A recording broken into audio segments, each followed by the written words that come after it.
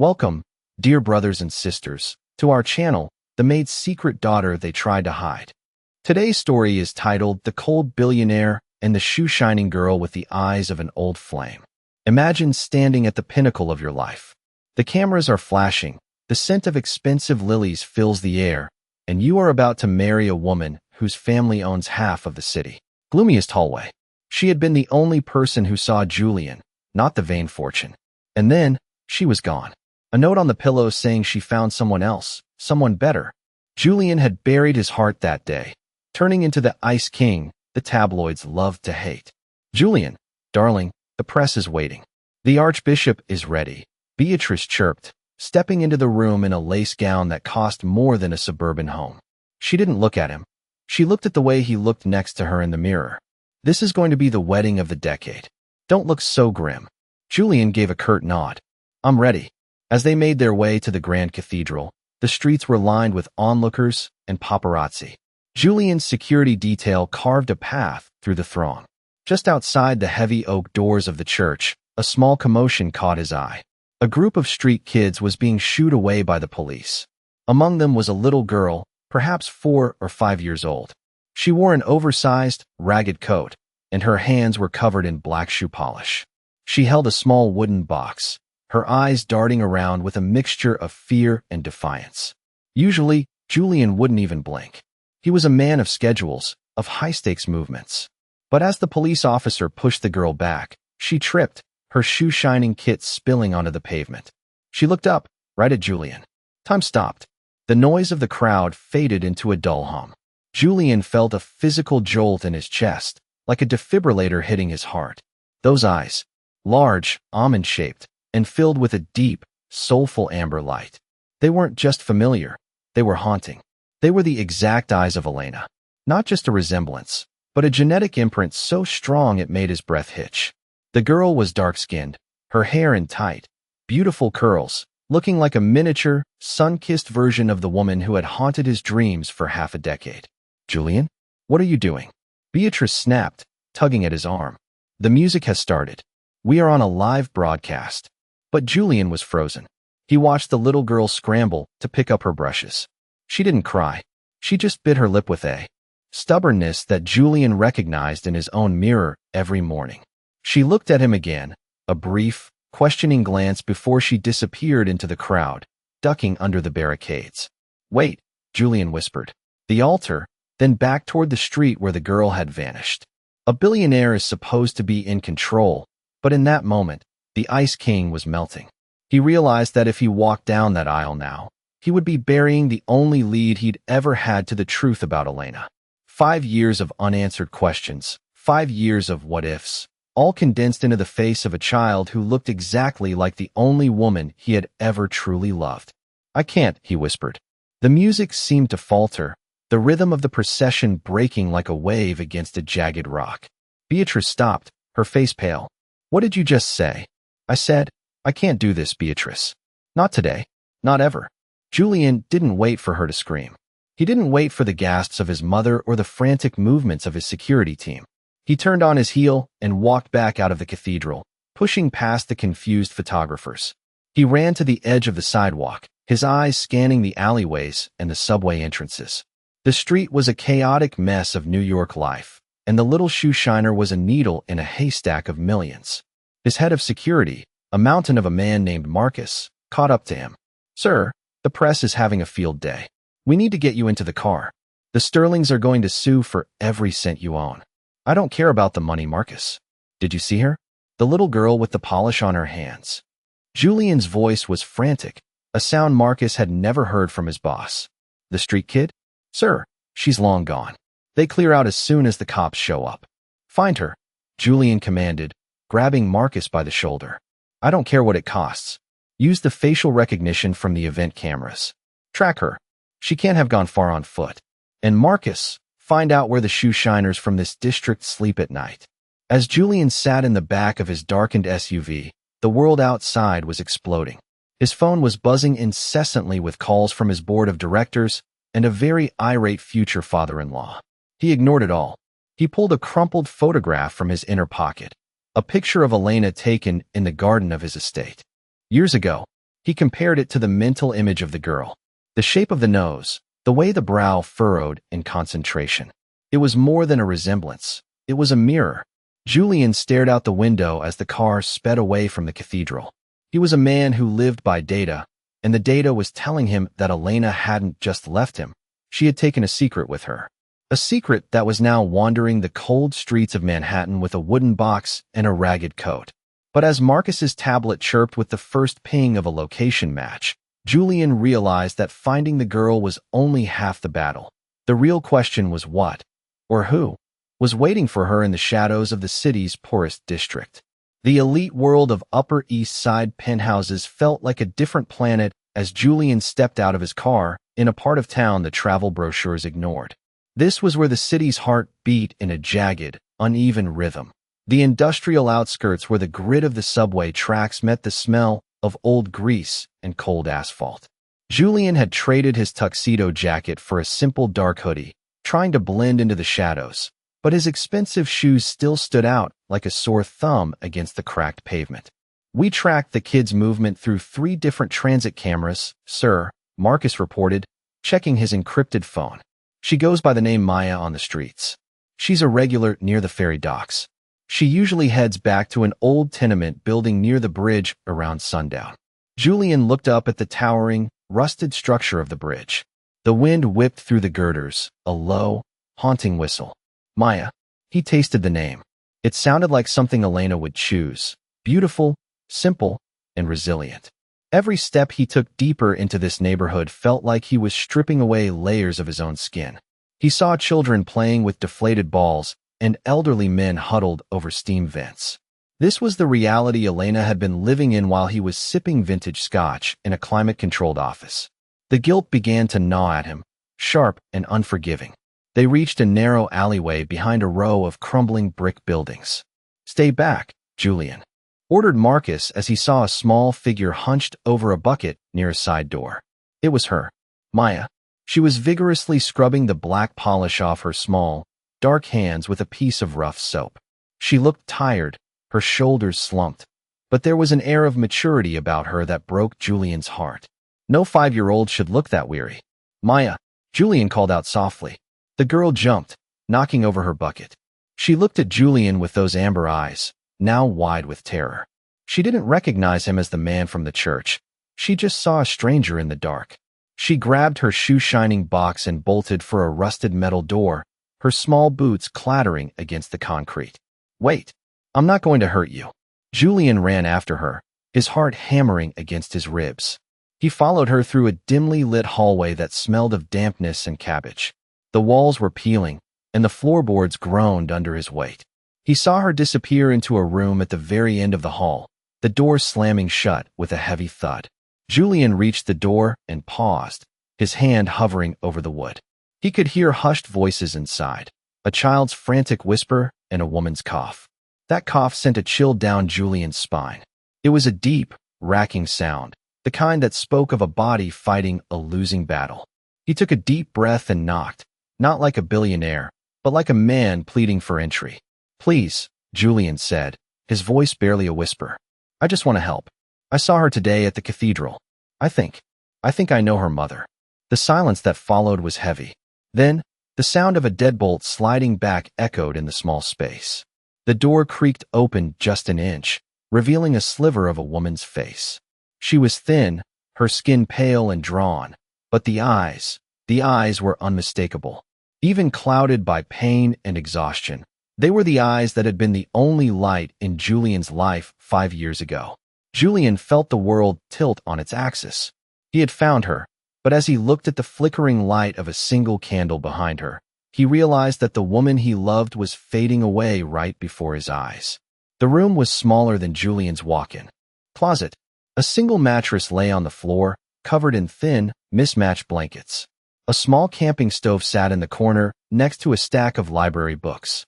It was a place of extreme poverty, yet it was meticulously clean. Julian stood in the doorway, his tall frame making the space feel even more cramped. He couldn't stop staring at Elena. She was a shadow of her former self, her once vibrant energy replaced by a fragile, porcelain-like stillness. "Julian," she breathed, her voice a ghost of the melody he remembered. She leaned against the doorframe for support, her hand trembling. You shouldn't be here. You have a wedding, a life. The wedding is over, Elena. I walked away, he said, stepping into the room despite her protest. He looked at Maya, who was huddled behind her mother's skirt, watching him with those piercing amber eyes. Why didn't you tell me? Why did you run? Elena let out a bitter, wet cough that shook her entire frame. She sank down onto the edge of the mattress, Maya immediately reaching out to rub her mother's back. I ran because I had to, Julian. Your mother. She made it very clear what would happen to me and my unborn child if I stayed. She didn't want Maid's blood in the Vane lineage. She offered me a choice. Leave and keep the baby, or stay and watch her disappear. Julian's blood ran cold. He had always known his mother was cold, but he never imagined she was capable of such cruelty. I would have protected you. I would have fought for you. You were young, Julian.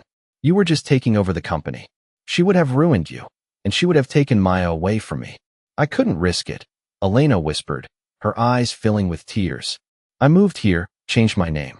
I worked 3 jobs until I couldn't work anymore.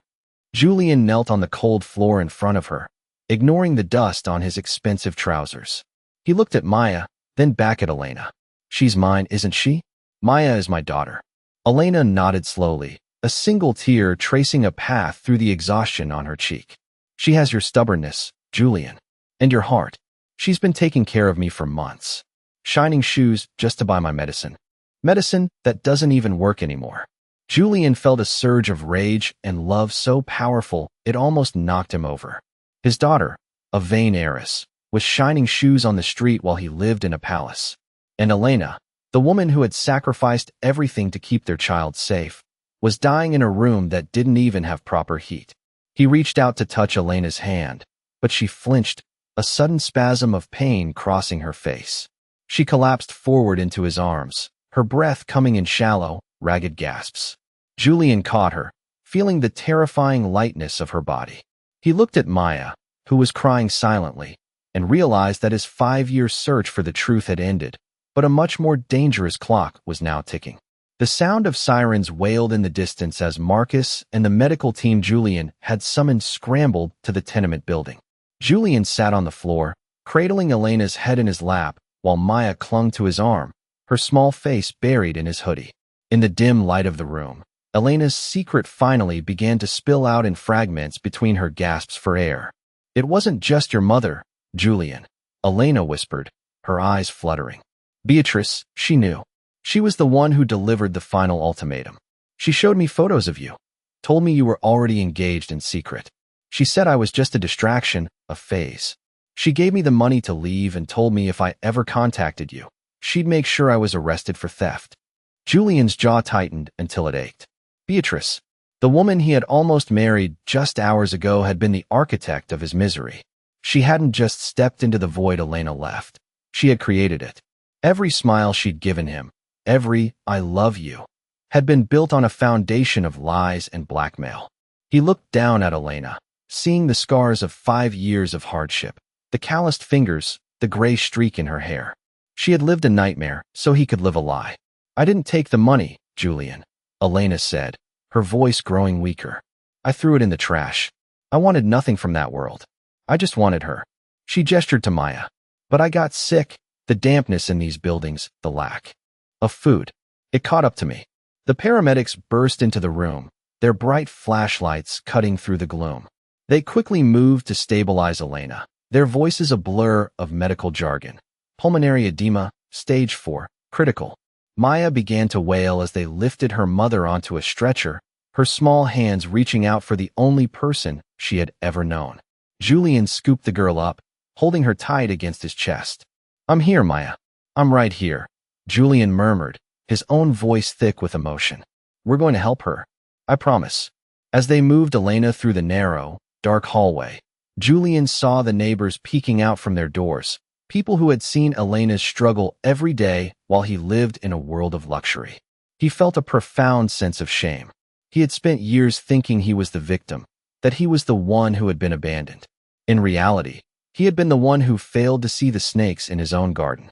They reached the street, and Julian watched as Elena was loaded into the high-tech mobile ICU he had ordered. He stood under the flickering street lamp, holding his daughter, a billionaire stripped of his pride.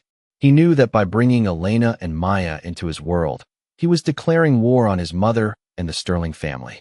But as he looked at the cold, dark building they were leaving behind, he knew there was no turning back. However, as the ambulance sped away, a black sedan with tinted windows pulled out from a nearby alley, following them silently into the night.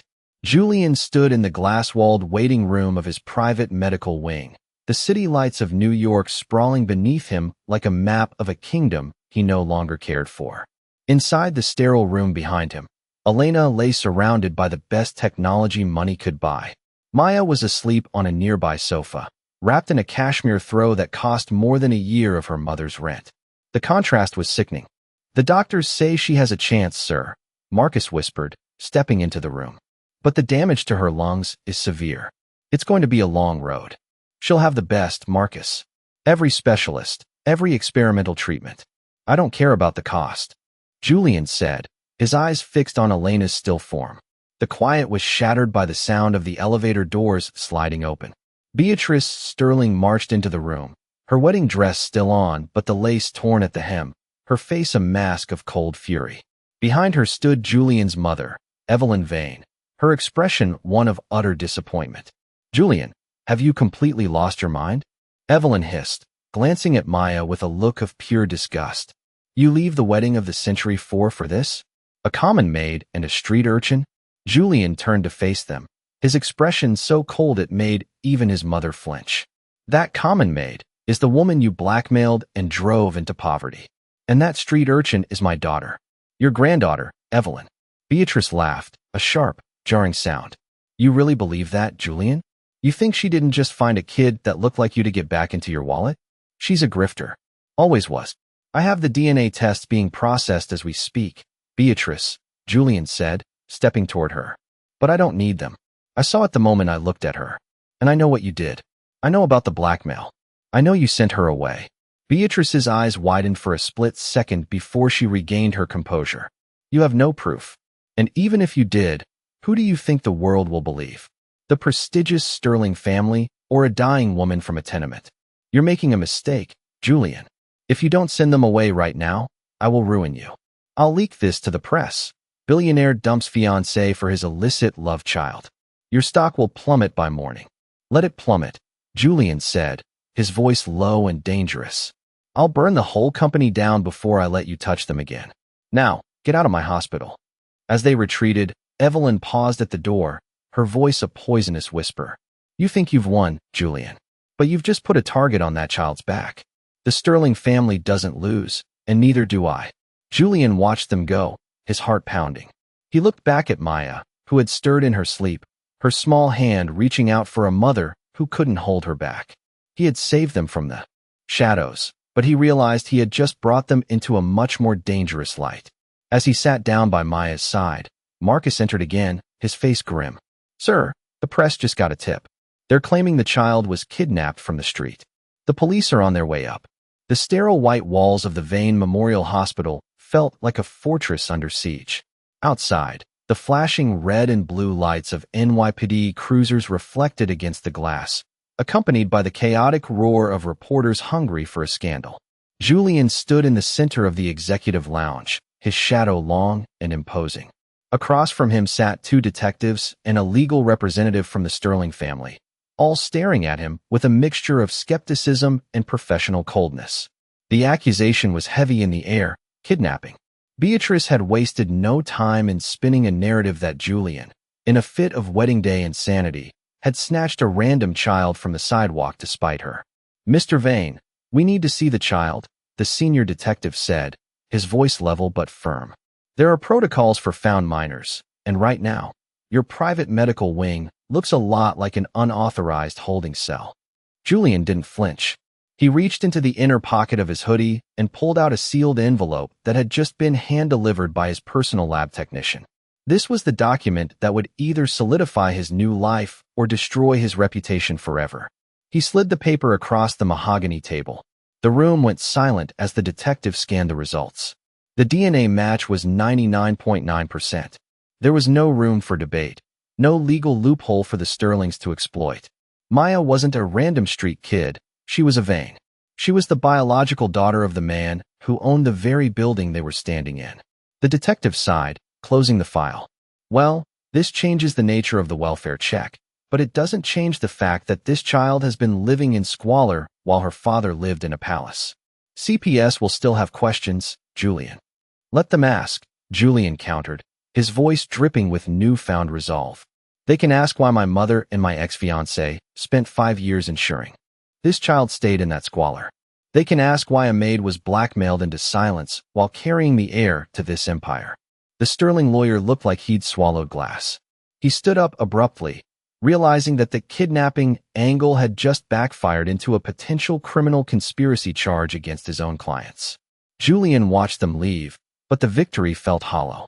A DNA test could prove paternity, but it couldn't mend the 5 years of hunger Maya had endured or the damage to Elena's lungs. Julian walked back to Maya's bedside. She was awake now, sitting up in the oversized hospital bed, staring at a tray of food like it was a mirage. She looked at Julian, her amber eyes searching his face. "Are they going to take us back to the bridge?" she asked softly, her voice trembling. Julian sat on the edge of the bed, gently taking her small hand. "No, Maya. Never again. This is your home now. Everything you see, the doctors, the toys, the safety, it's all for you. I'm your father, and I'm never letting go." But as Maya finally took a bite of a strawberry, a nurse rushed in, her face pale. "Mr. Vane, there's a problem with the oxygen intake in Ms. Elena's room. The backup generators are failing, but only in her specific sector." Julian's heart stopped. He looked at the security monitors and saw a technician in a Sterling uniform moving through the maintenance tunnels. This wasn't just a legal battle anymore. They were trying to finish what the blackmail started, and Julian realized that even inside his own fortress, the people he trusted were being bought off one by one. The hum of the hospital's life support systems became a frantic rhythm in Julian's ears as he raced down the hallway toward Elena's room. The lights flickered, casting long, eerie shadows across the polished floors. Behind him, Marcus was barking orders into a radio, trying to coordinate a lockdown of the maintenance levels. Julian burst into Elena's room just as her monitor began to emit a long, soul-crushing beep. Her chest was barely moving. The specialized oxygen concentrator had been tampered with, the air supply cut off by a remote override. "Get the manual bags. Now, Julian," shouted at the terrified nurse. He grabbed the resuscitator himself, pumping air into Elena's lungs with a rhythmic, desperate force. He looked at her pale face, the woman who had sacrificed her youth and health to protect their daughter, and felt a cold, murderous rage towards Beatrice and his mother. They weren't just content with social ruin, they wanted blood. Suddenly, the door swiped open. It wasn't a doctor. It was Beatrice, flanked by a man in a lab coat who Julian didn't recognize. She wasn't wearing her wedding dress anymore. She was in a sharp, black power suit, looking every bit the predator she was. "You should have taken the deal, Julian," she said, her voice echoing in the small room. "If she dies now, it's just a tragedy of poverty. A late-stage illness finally taking its toll. No one will blame me. They'll blame the billionaire who brought a dying woman into a high-stress environment." "You did this," Julian hissed, his hands never stopping the manual ventilation. "You bribed the maintenance crew to cut her air." Beatrice smiled, a chilling, empty expression. "Prove it. The logs will show a technical glitch. And as for the child, well, without a mother to testify about blackmail, and with a father who is clearly having a mental breakdown, she'll be much better off in a Sterling-funded boarding school in Switzerland. Out of sight, out of mind." But Beatrice had made one fatal mistake. She underestimated the shoe-shining girl. While Julian was occupied and Marcus was in the basement, Maya had followed her father. She had slipped into the room unnoticed, hiding behind a medical cart. As Beatrice moved toward the life support console to finish the job, Maya lunged out, biting Beatrice's hand with the ferocity of a street-hardened survivor. Beatrice shrieked, recoiling and knocking over a tray of instruments. The noise alerted the security team stationed just outside the main doors. Marcus burst in, tackling the fake doctor to the ground. Julian didn't look up. He kept pumping air until the main power snapped back on and the machines whirred to life, stabilizing Elena's vitals. Beatrice was pinned against the wall by Marcus, her face contorted, in a mask of ugly, naked hatred. "This isn't over," she screamed. But as Julian looked at Maya, who was standing defiantly in front of her mother's bed, he saw the same fire that had allowed Elena to survive 5 years of hell. The socialite had the money, but the little girl had the soul. However, as the police arrived to escort Beatrice out, Julian noticed a small, unmarked vial on the floor, a clear liquid that the fake doctor had been trying to inject into Elena's foreline, and he realized the poison they were dealing with was much deeper than a simple power cut. 3 months later, the sun over the Vane estate didn't feel blinding or cold. It felt like a warm embrace. The gardens were no longer a place of quiet, lonely perfection. They were filled with the sounds of a child's laughter. Maya was running through the rows of hydrangeas, her dark skin glowing in the light, her ragged coat replaced by a simple, elegant sundress. She wasn't shining shoes anymore. She was learning to play the violin, her small hands proving to be as gifted with music as they had been with grit. On the terrace, Elena sat in a comfortable armchair, a thin oxygen tube still tucked into her nose, but her cheeks were flush with color. Julian's medical team hadn't just stabilized her. They had performed a successful, high-risk lung transplant using the most advanced techniques in the world. She looked up as Julian approached, a tray of tea in his hands. He looked different. The Ice King had been replaced by a man who knew the value of a single breath. The Sterling family was in ruins, their assets frozen following a massive investigation into the attempted murder and the 5-year blackmail scheme. Even Julian's mother had been forced into a voluntary retirement in a remote villa, stripped of her board seat. "She looks so happy," Elena whispered, watching Maya chase a butterfly. "Sometimes I still wake up thinking I'm under that bridge, wondering if I can afford a loaf of bread for her." Julian sat beside her, taking her hand, the same hand he had almost lost twice. "You'll never have to wonder again, Elena. I spent my whole life building an empire of glass and steel, thinking that was my legacy. I was wrong. My legacy was out there on the street, shining shoes and surviving. You are the strongest person I've ever known." Elena smiled, her eyes tearing up. "I thought I was saving her by leaving you. I thought I was protecting your world. But I only realized later that your world wasn't worth saving if it didn't include us." Julian leaned in, kissing her forehead. "We're building a new world now. One where the name Vane stands for something more than just profit." The afternoon was interrupted by the sound of a small bell. Maya ran up to them, holding a small wooden box. Julian braced himself, thinking it was her old shoe-shining kit, but when she opened it, it was filled with jasmine flowers, Elena's favorite. "For Mom," Maya said, her amber eyes bright with joy. "Because the air smells like flowers now." There were no cameras, no archbishop, and no multi-billion-dollar lace gowns this time. A few days later, under the same Manhattan sun, Julian and Elena stood in a small courthouse with only Maya and Marcus as witnesses. They didn't need the wedding of the decade. They had the wedding of a lifetime.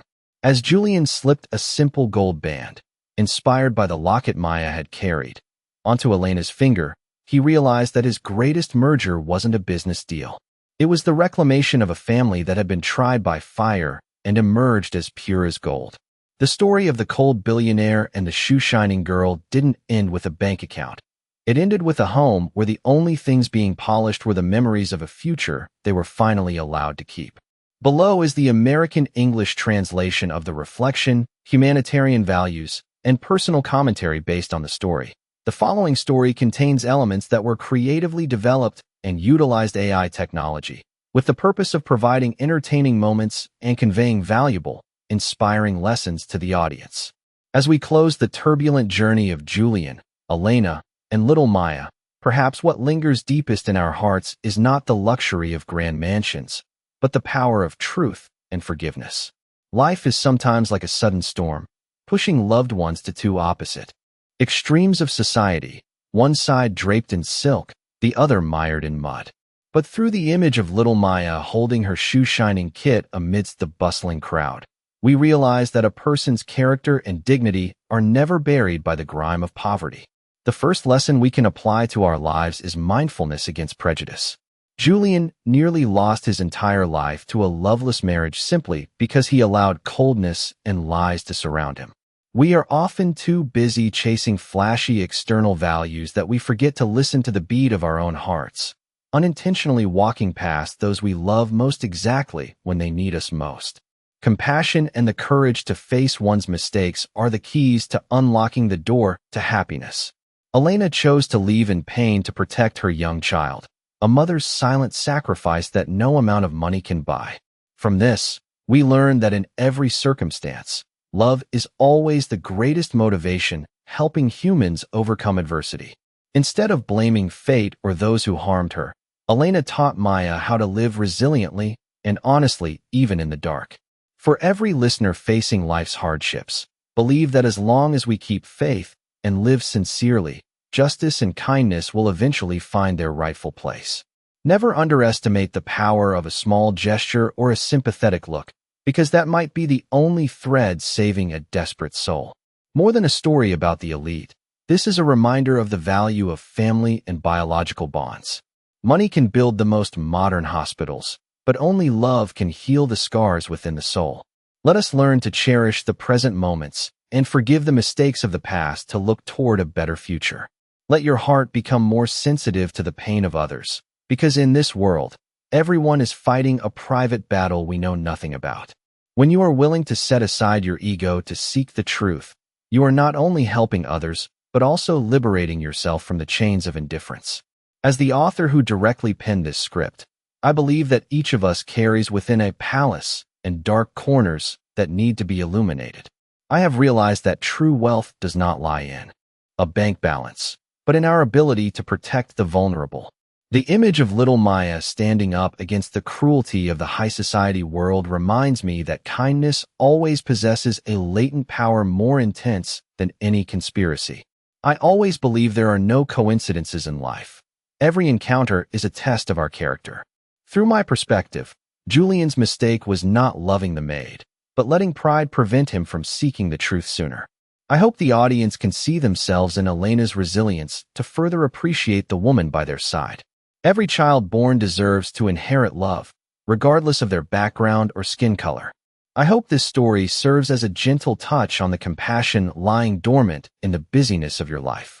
Live in a way that as each day passes, we do not have to regret leaving an Elena alone in the dark. True love always requires courage, and I hope you will be brave enough to protect what is most precious to you. The story above was created solely for educational purposes, aiming to convey humanitarian messages and meaningful lessons about morality, family ties, and social justice. We hope to use dramatic plot points to evoke compassion and empathy between people. All details, characters, and events in this video are products of the imagination combined with AI technology. They do not represent any individual or organization in reality. Any resemblance is purely coincidental. Viewers should consider and take responsibility for how they apply the lessons from this video to their own real-life situations. We are not responsible for any legal or personal decisions made based on this entertainment content.